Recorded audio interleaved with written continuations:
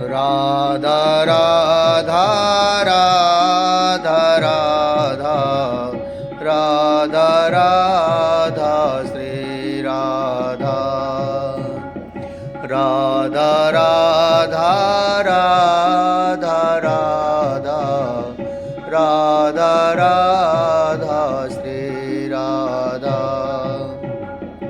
राधा राधा राधा राधा राधा राधा श्री राधा राधा राधा राधा राधा राधा राधा श्री राधा राधा राधा राधा राधा राधा राधा श्री राधा राधा राधा राधा राधा राधा राधा श्री राधा राधा राधा राधा राधा राधा राधा श्री राधा राधा राधा राधा राधा राधा राधा श्री राधा राधा राधा राधा राधा राधा राधा श्री राधा राधा राधा राधा राधा राधा राधा श्री राधा राधा राधा राधा राधा राधा राधा श्री राधा श्री राधा चरितामृतम श्री वृंदावन बिहारी लाल की जय। प्रेमी भक्तों, लाडली जो की असीम कृपा से श्री राधा चरितामृतम का जो शेष भाग बचा है उसे हम सभी पुनः श्रवण करें। जयति जय प्रेम। उद्धव, विचार से ज्यादा महत्व अनुभव का होता है। श्री राधा रानी के मुखारविंद से ये वाक्य निकले थे, तुम्हारे सखा स्वामी के संदेश का यही अर्थ है ना कि हम सभी वृंदावनवासी उसे भूल जाएं। पर उद्धव, ये कहना जितना सरल है ये उतना ही कठिन कार्य है। तुम कहते हो, तुम ज्ञान देते हो, शब्द ज्ञान विचार तुम्हारे पास बहुत है, तर्क करने की क्षमता भी तुम्हारे में बहुत है, पर उद्धव प्रेम से तुम अपरिचित हो और जीवन में अगर प्रेम नहीं है तो ज्ञान कर्म या योग जो भी हो कुछ लाभ नहीं है। यमुना के किनारे बैठी श्री राधा उद्धव को प्रेम के कुछ मंत्र दे रही थी। उद्धव, संसार में भटक रहे मनुष्य कर्म को ही श्रेष्ठ मानकर चलता है, पर कर्म ही श्रेष्ठ नहीं है। कर्म यानी चलना, किंतु आप अगर बिना देखे बिना मार्ग को पहचाने चलोगे तो क्या लक्ष्य तक पहुंच पाओगे? देखना यानी ज्ञान, चलना यानी कर्म। उद्धव, इन दोनों की जरूरत होती है जीवन में। श्री राधा रानी अद्भुत वात्सल्य से भरकर उद्धव को समझा रही थी। देखना, ज्ञान, चलना, कर्म। हे स्वामिनी, किंतु इसमें प्रेम कहाँ है? यह बात तो प्रेम की हो रही थी ना? उद्धव ने पूछा। हंसी श्री राधा रानी। तुम भोले हो। उद्धव, तुम बहुत सीधे हो। मेरी बात तुम समझे नहीं।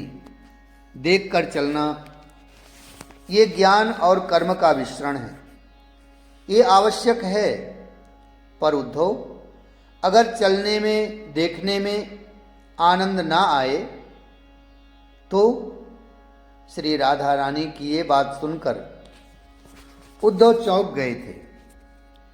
उद्धव, मनुष्य ही नहीं, थल गगन चर भी सब जो भी कर्म करते हैं, ज्ञान साधते हैं, उसके पीछे एक ही लक्ष्य होता है कि हमें इस कर्म से आनंद की प्राप्ति हो, रस मिले।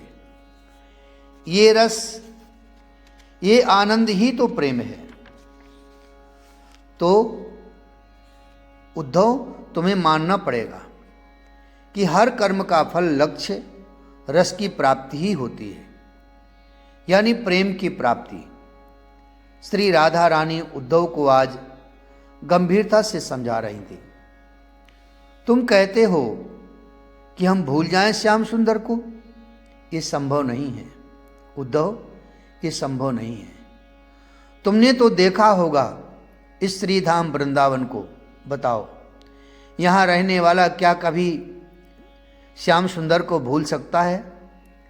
यहाँ के बीथियों में, ब्रज भूमि में तुम देखो उद्धव, उनके चरण चिन्ह बने हुए हैं। शंख चक्र गदा कमल वज्र अंकुश, इन सब के चिन्ह हैं। जहाँ बैठो वहीं चिन्ह बने हैं। कैसे भूलोगे उसे उद्धव? पर आप लोग अपने चिंतन के विषय को बदल सकती हैं। जैसे श्री कृष्ण का चिंतन करती हैं ना, उसकी जगह किसी और का चिंतन कीजिए। उद्धव ने अपनी तरफ से ये बात कही। कैसे? श्री राधा रानी ने अपने कपोल में हाथ रखकर उद्धव से पूछा।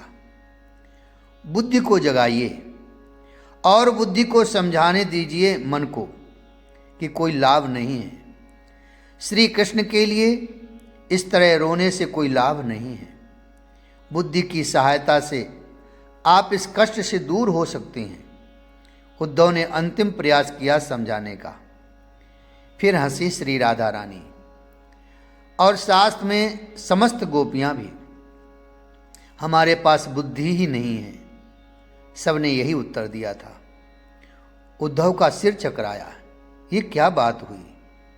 हाँ उद्धव, हम सच कह रही हैं, हमारे पास बुद्धि नहीं है। नहीं नहीं नहीं थी, बुद्धि थी हमारे पास, पर अब नहीं है। अब तुम पूछोगे कि बुद्धि थी तो गई कहाँ? तो उद्धव, हमारी बुद्धि को तुम्हारे श्याम सुंदर ने हर लिया है। वो बांसुरी बजाता था, हर लिया बांसुरी ने हमारी बुद्धि को। वो हमें छेड़ता था, हमारी मटकी फोड़ता था, माखन चुरा कर हमारी बुद्धि हर ली तेरे श्याम सुंदर ने। वो हमें आलिंगन करता था, हमें छूता था, यहाँ यहाँ यहाँ हमें छू छू कर ही उसने हमारी बुद्धि हर ली। वो मुस्कुराता था, उसकी मुस्कुराहट से देव महादेव तक विचलित हो जाते थे। तो हम क्या हैं? वो हमसे एकांत में बतियाता था, हंस हंस कर, हमें छूते हुए, आंखें मटकाते हुए। बस इस तरह हमारी बुद्धि हर ली उसने। उद्धव, हमारे पास बुद्धि नहीं है। हाँ, हमारे पास हृदय है, प्रेम से सिक्त हृदय, अपने प्रियतम के लिए रोता हृदय, अपने प्यारे के लिए धड़कता हृदय। उद्धव, तुम्हें चाहिए ऐसा हृदय? श्री राधा रानी के मुखारबिंद से ये सुनते ही उद्धव का देह कांपने लगा। प्रेम के लक्षण प्रकट होने लगे उद्धव में। नेत्रों से अश्रु बहने लगे, रोमांच हो गया। जय जय श्री राधे, जय जय श्री राधे, जय जय श्री राधे, जोर से चिल्लाए उद्धव। पर श्री राधा रानी को ऐसा लगा कि ये पुकार श्री राधे की पुकार उद्धव ने लगाई है। मथुरा में बैठे श्री कृष्ण ही लगा रहे हैं। बस फिर तो जो प्रेम का उन्माद चला वृंदावन में, उफ। श्री राधा रानी मथुरा की ओर देखती हैं, सभी गोपियां मथुरा की ओर देखते हुए पुकारने लगीं, हा नाथ, हा कृष्ण, हा प्यारे, हा जीवन धन, हा प्राण। ये कहते हुए सब गोपियां क्रंदन करने लगीं। श्री राधा रानी हे श्याम सुंदर, हे मम प्राण कहते हुए देह सुध भूलने लगी। कृष्ण, श्याम, गोपाल, गोविंद, बचाओ बचाओ, हजारों गोपियों ने एक स्वर से पुकारना शुरू किया। तुमने जल प्रलय से वृंदावन को बचाया था गोवर्धन धारण करके, पर आज जो दशा तुम्हारे वृंदावन की हो गई, इसके दोषी तुम ही हो। तुमने ही वृंदावन को डुबोने के लिए ये सब लीलाएं की हैं। पर ऐसा मत करो, बचाओ इस वृंदावन को, ये डूब रहा है विरह सागर में। उद्धव को पहली बार बेचैनी होने लगी, उड़ तड़पने लगे। इनसे बड़ा कौन ज्ञानी होगा? ये अहिर की कन्याएं यही सबसे बड़ी ज्ञानी है, क्योंकि इन्होंने समझ लिया सत्य मेरा प्रियतम ही है, बाकी सब मिथ्या है, झूठ है। उद्धव उन्माद की स्थिति में जाने लगे थे। मेरे स्वामी ने मुझे यहां ज्ञान देने के लिए नहीं भेजा था, उन्होंने मुझे प्रेम की शिक्षा लेने के लिए यहां भेजा था। मेरी ये गुरु है श्री राधिका जी, मुझे भी इनकी तरह तड़प चाहिए, बेचैनी चाहिए। अपने सनातन सखा श्री कृष्ण के बिना एक क्षण भी ना रह सकूं, ऐसी बेचैनी। पर यह तो इन्हीं से मिलेगा, इन्हीं के चरणों से ही प्राप्त होगा। इतना कहते हुए उद्धव श्री राधा रानी के चरणों में गिर गए। उनके ज्ञान का अहंकार मिट गया। निरहंकारता के कारण उद्धव सहज हो गए। श्री राधा के चरणों में गिरकर वो महाज्ञानी उद्धव यही प्रार्थना करते रहे कि मुझे प्रेम की दीक्षा दीजिए। ज्ञान की चादर गुदड़ी बन गई थी, ज्ञान की डुगडुगी थी, प्रेम का ढोल बज रहा था। ज्ञान जगत के 4 महावाक्य अहम ब्रह्मास्मि, तत्त्वमसि, प्रज्ञानम ब्रह्म, अयम आत्मा ब्रह्म, पर ये वेदांत के महावाक्य ब्रज रज में कहीं घुल मिल चुके थे। चरणों में गिरकर हिलकियों से रो रहे थे उद्धव। उनका विचार गोपियों के अनुभव के आगे बह रहा था। हे बज्रनाभ, जयति जयति जय प्रेम। महर्षि शांडिल्य गदगद भाव से इतना ही बोल सके। मैं उद्धव कितना बंठर कर आया था मथुरा से। अहंकार था मेरे मन में, ज्ञान का अहंकार। देवगुरु का शिष्यत्व प्राप्त था मुझे। ज्ञान के बिना मनुष्य पशु है, ज्ञान के बिना मुक्ति कहाँ। अब हंसी आती है मुझे। प्रेम के संबंध में मैंने कभी सोचा भी नहीं। हाँ, सोचता भी कैसे? अहंकार प्रेम पर सोचने की इजाजत कहाँ देता है। सर्वत्र ब्रह्म का दर्शन करो, और यही है ज्ञान की चरम अवस्था। मैं देवगुरु का शिष्य होकर भी ज्ञान के चरम पर नहीं पहुंच पाया था, पर मेरे नाथ ने मुझ पर कृपा कर यहाँ भेज दिया। ठीक किया, वो मेरा हित अनहित सब जानते हैं। अद्भुत है श्रीधाम, और अद्भुत यहाँ के लोग मेरी सतगुरुदेव श्री राधा रानी है। हाँ, मैंने कल से ही उन्हें अपनी गुरु मान लिया है, और देवगुरु भी मेरे इस निर्णय से प्रसन्न ही होंगे।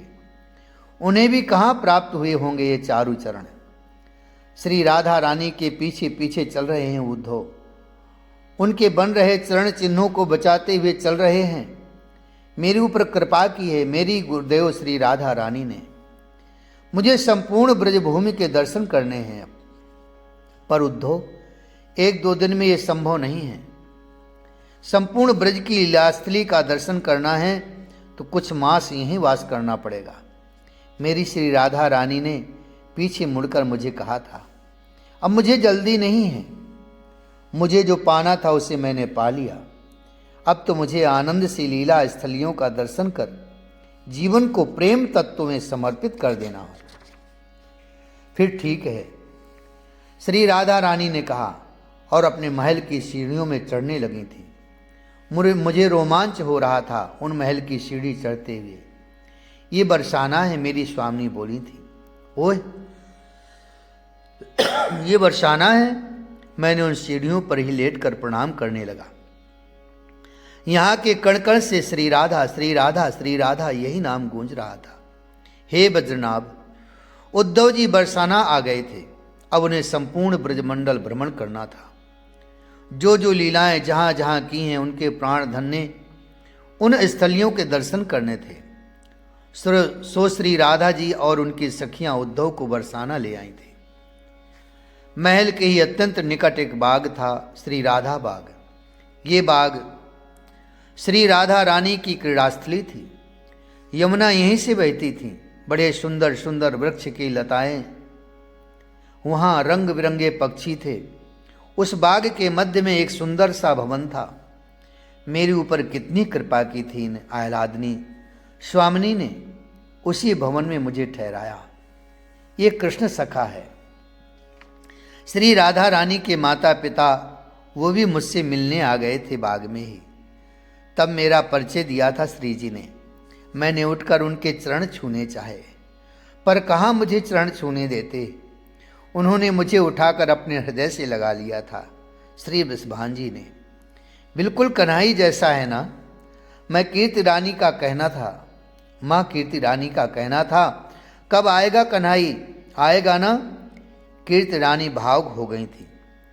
बेचारे नंदराय, बेचारी यशोदा जी, उनका दुख अब हमसे देखा नहीं जाता। दिन भर बस रोती रहती है, माखन ही निकालती रहती हैं, कहती मेरा कन्हई आएगा। कीर्ति रानी ये सब कह रही थी कि तभी श्री राधा रानी के सुबुकने की आवाज पर सब शांत हो गए थे। धीरे से बोली कीर्ति रानी, कृष्ण सखा, किसके दुख को गाऊं। घर में हमारी लाली दिन भर रोती रहती है, उन्माद चढ़ा रहता है। पर श्री राधा रानी को सामने देखते ही कीर्ति रानी चुप हो गई। थक गए होंगे कृष्ण सखे, ये भोजन है, कुछ खाकर सो जाओ। ललता सखी भोजन ले आई थीं। वृषभान जी ने भोजन करके विश्राम करने को कहा। उद्धव से विदा लेकर महल में चले गए थे। श्री राधा रानी के साथ अष्ट सखियां भी थीं। उन्होंने भोजन कराया उद्धव को। श्री राधा रानी देखती नहीं, हाथ धुलाकर सखियां जाने लगीं। तो श्री राधा रानी ने कहा, उद्धव यही बरसाना है। मैं जब नंदगांव नहीं जाती थी तो यहाँ आ जाते थे। उधर देखो, उस यमुना के घाट पर नित्य शाम को हम मिलते थे। वो देखो सांकरी खोर, मैंने बहुत जिद की थी कि मैं माखन बेचने जाऊंगी। मेरे बाबा और मेरी मैया नहीं माने। उनका कहना था कि बरसाने के अधिपति वृषभान की बेटी माखन बेचने जाएगी। पर मेरे भैया श्रीदामा ने मेरा बहुत साथ दिया। उन्होंने ही मेरे भैया मैया और बाबा को समझाकर मुझे माखन बेचने जाने की आज्ञा दे दी। मैं बहुत खुश थी। मेरा प्रयोजन माखन बेचना थोड़े ही था, मुझे तो नित्य श्याम सुंदर के दर्शन करने थे। पर यह कहती हुई श्री राधा रानी हंसी, खूब हंसी। सांकरी खोर, श्री सांकरी खोर में प्रथम दिन ही मेरी मटकी फोड़ दी थी उसने। मेरी सब सखियां बहुत दुखी हो गई थी, बस मैं ही बहुत प्रसन्न थी। मैं उस दिन बहुत आनंदित थी। फिर नित्य का ही ये नियम बन गया था। श्याम सुंदर को देखे बिना चैन कहाँ मिलता। उद्धव, पहली बार जब मैंने उन्हें देखा था ना, उन्मादनी तो मैं तभी हो गई थी। मैं शुरू से ही ऐसी पगली हूँ। एक दिन कुंजों में हम दोनों बैठे हुए थे, मैं उनकी बाहों में थी, वो मुझे निहारते ही जा रहे थे। पर पता नहीं मुझे क्या हुआ, मैं चिल्ला पड़ी, हे श्याम सुंदर कहाँ गए। मेरे बाहों में वो थे, पर मुझे लग रहा था कि वो मुझसे दूर चले गए। पर आज श्री राधा रानी कहती हैं, आज मुझे लगता है वो मेरे पास हैं, वो मेरी बाहों में हैं।